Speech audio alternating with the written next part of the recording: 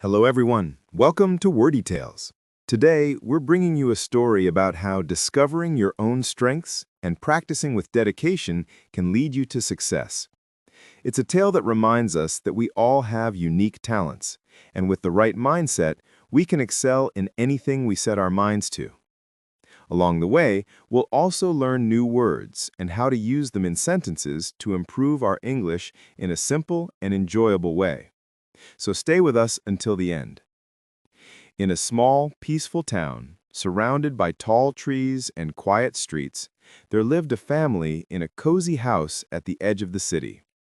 The house wasn't big, but it was filled with warmth, laughter, and the smell of home-cooked meals. In this house lived a 12-year-old boy named Lucas, a cheerful sixth grader. Lucas loved being outdoors more than anything else, and his favorite activity, his passion, was basketball. Nearly every afternoon, the sound of a bouncing ball echoed from the public basketball court down the street. That was Lucas, practicing his dribbling, shooting, passing, and even imagining himself winning championship games. For Lucas, basketball wasn't just a hobby.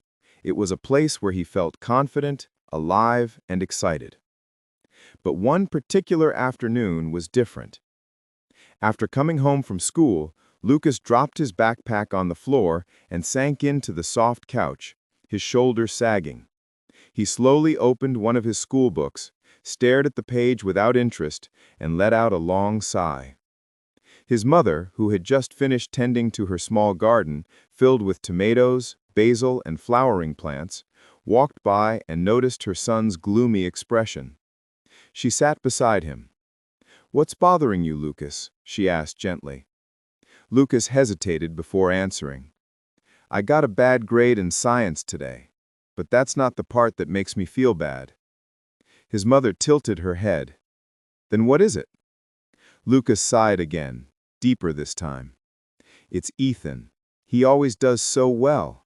No matter how much I study, he gets perfect scores. I try, but it just feels impossible to catch up."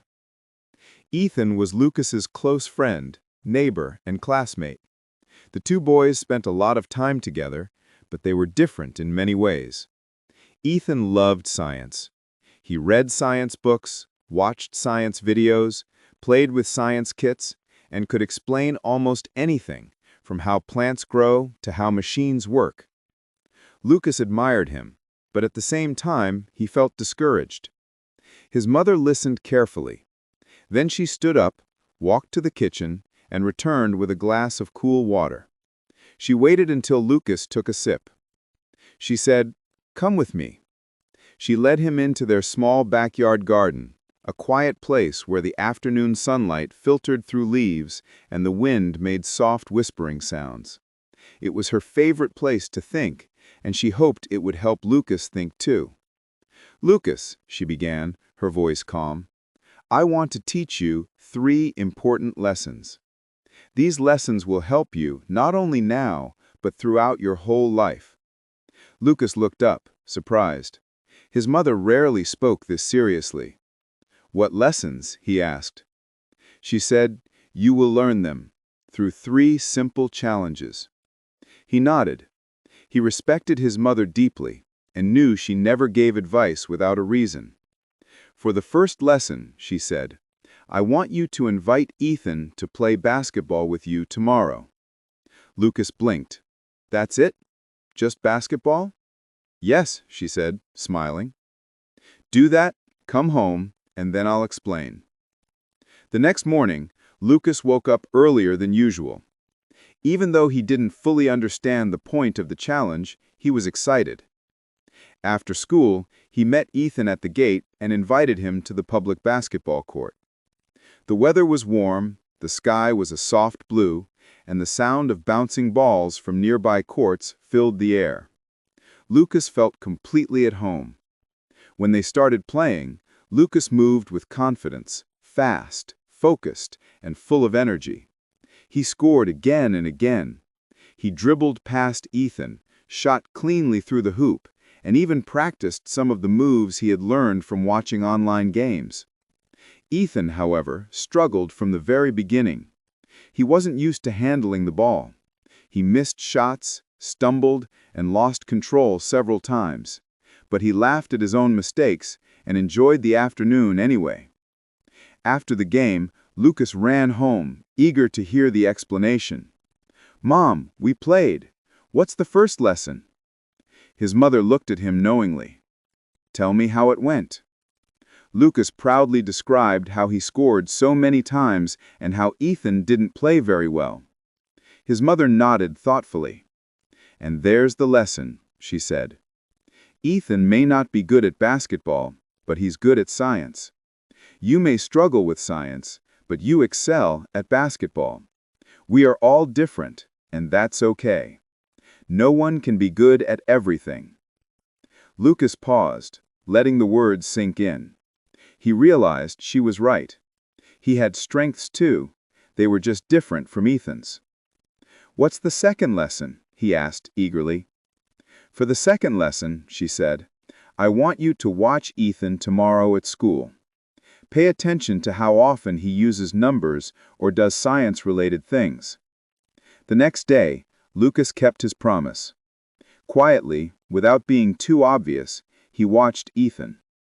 During class, Ethan raised his hand again and again, explaining answers confidently. During recess, he picked up a flower and began counting its petals. Later, he calculated change while buying a snack from the school shop. During group work, he helped classmates understand a science problem. By the end of the day, Lucas was amazed. When he got home, he ran to his mother. "Mom, he's always counting. He's always doing science stuff, even during recess." Her mother smiled warmly. "That's the second lesson. Ethan is good at science because he enjoys it and practices it often. Practice makes learning easier. Practice builds skill. Practice builds confidence. And you practice basketball the same way." Lucas nodded slowly. It made perfect sense. He hadn't become great at basketball overnight. He had practiced for years. "What about the third lesson?" he asked. "For the third lesson," she said, "I want you to think about how much better Ethan is at science compared to you." Lucas fought hard. "Maybe 3 times better?" "All right," she said. "Then tomorrow, study science 3 times harder than you usually do." Lucas's eyes widened. 3 times? "You can do it," she said with confidence. The next day after school, Lucas gathered his science books. He sat at his desk, determined. He studied carefully for 1 hour. Then he pushed himself to study for another hour. Then one more. His head began to throb. His eyes grew heavy.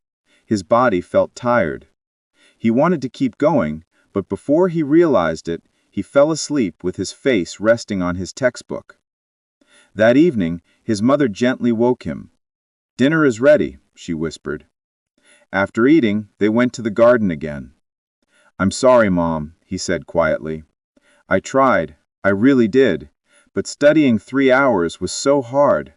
My head hurt. I fell asleep." His mother placed a hand on his shoulder. "Lucas, that is exactly the third lesson." He looked up, confused. When you try to master something you do not enjoy, discipline becomes heavy. It feels like a burden. But when you study or practice something you love, effort feels light. Time moves faster. Discipline becomes natural. That is why you can play basketball for hours, but studying science for hours feels painful. She continued, her voice gentle but full of wisdom. So, if you want to become skilled and knowledgeable, either study what you love or learn to love what you are studying. Lucas felt his chest warm with understanding. He nodded slowly. He now understood all 3 lessons clearly. People have different strengths. Practice leads to improvement, and passion makes discipline easier. He promised himself that he would carry these lessons with him for the rest of his life, not just in school, but in everything he chose to pursue. Today, we learned new words and sentences through this story. Learning English becomes easier when you practice regularly. Keep listening, learning, and growing. Make sure to like, comment, and share how this story helped you improve your English. Thank you for watching, and see you in the next story.